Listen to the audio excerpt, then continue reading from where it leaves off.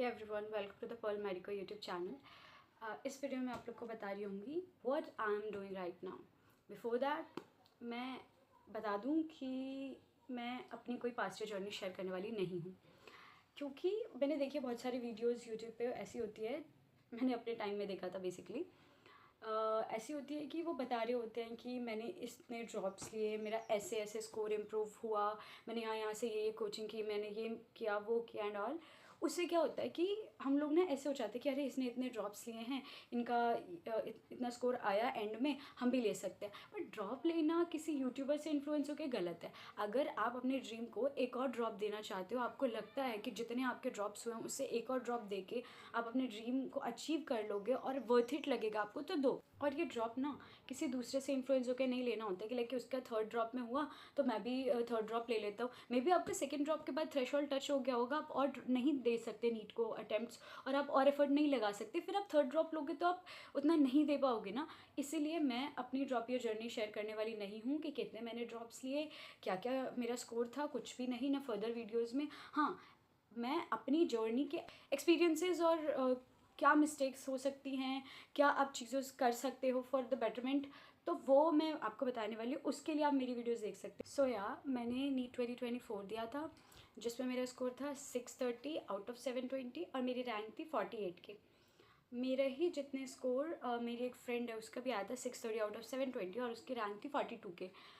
सबको पता है कि ये रैंक इन्फ्लेशन और जो भी नीट 2024 में हुआ था, इसलिए सेम मार्क्स पे 42 के और 48 के समझ आता है। उसके बाद एक क्वेश्चन था फिज़िक्स में, जिसमें सुप्रीम कोर्ट में भी काफ़ी ज़्यादा हियरिंग्स हुई थी एंड फाइनली उसको आईआईटी दिल्ली में भेजा गया था। उसके बाद मेरा स्कोर हो गया था 625 आउट ऑफ 720 और मेरी रैंक हो गई थी 50 के। 50 के पे मुझे डिसाइड करना था कि मैं ड्रॉप लूँ या फिर मैं कोई दूसरा कोर्स परस्यू करूँ।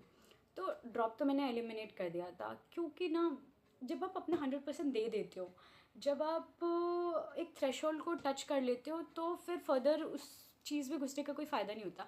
जब मैं ये वाला अटैम्प्ट दे रही थी तो मैंने ऐसे डिसाइड किया था कि मेरा फाइनल अटैम्प्ट होगा, इसमें मैं अपना 100% दूंगी, मैं कुछ भी ऐसा नहीं करने वाली जिससे मुझे बाद में रिग्रेट हो कि यार ये नहीं किया होता या ये किया होता तो मेरा अच्छा हो जाता।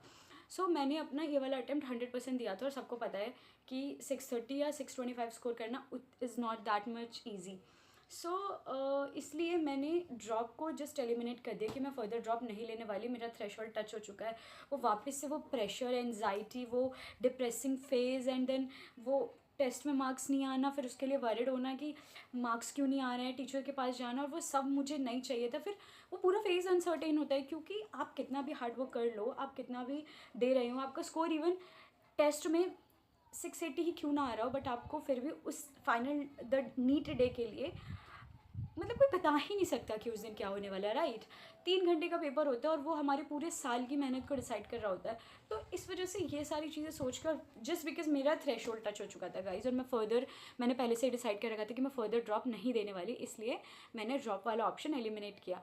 अब नेक्स्ट क्या, what to do next, BDS, BAMS और एनी अदर कोर्स। तो मुझे तो इस मेडिकल लाइन में ही रहना था, तो डिसाइड करना था कि BDS करें या BMS करें। इन्हीं दोनों में से बेसिकली मुझे चूज़ करना था। मैंने BDS के लिए काफ़ी रिसर्च की, BDMS के लिए काफ़ी रिसर्च की। मैं स्पेशली BDS के डॉक्टर से मैंने बात की, BMS के डॉक्टर से बात की, एंड देन उसके बाद अपनी फैमिली में डिस्कशन किया, एंड देन कुछ नोन थे उन लोगों से डिस्कस किया कि BMS और BDS के बारे में। तो BDS इज़ जस्ट कि माउथ से रिलेटेड, एंड सिर्फ आप ये हेड एंड नेक वाले पोर्शन पे ही लिमिटेड रहते हो, और आगे गवर्नमेंट जॉब्स तो कम हैं, ये सभी जानते हैं, बट प्राइवेट क्लिनिक बहुत अच्छा रन करती है। एक कुछ आपको इनिशियली थोड़ा स्ट्रगल करना पड़ता है, बट बाद में क्लिनिक बहुत अच्छा रन करती है, और मुझे हेड और नेक तक लिमिटेड नहीं रहना था, और क्लिनिक का भी वो एक कुछ अमाउंट ऑफ टाइम के बाद क्लिनिक रन करती है, और मेरा तो बेसिकली था कि मुझे हेड और नेक तक नहीं लिमिटेड रहना था, मुझे पूरी बॉडी स्टडी करनी थी। तो इसीलिए मैंने BMS चूज़ किया, और BMS में आगे आपको कम है स्कोप, थोड़ा कम है MBBS के कंपेरिजन में, बट BMS के बाद भी गवर्नमेंट जॉब्स है, आप PG करके प्रोफेसर्स भी बन सकते हो। वो आपकी चॉइस है कि आपको BMS करना है या BDS करना है, मैं अपना बता रही हूँ। तो वो सब चीज़ें सोचने के बाद, फाइनली अपनी फैमिली से डिस्कस करने के बाद, मैंने फिर BMS चूज़ किया।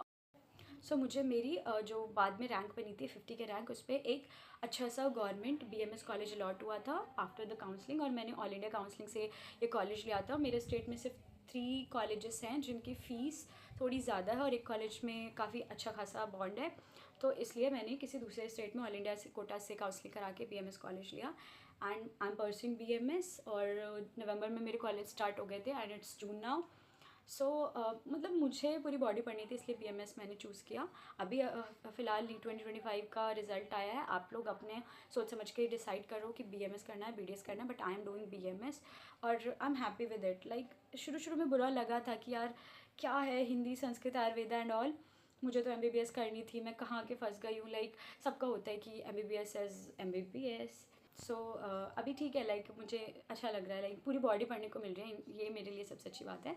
तो सो या I am doing BMS and thank you for watching, bye bye.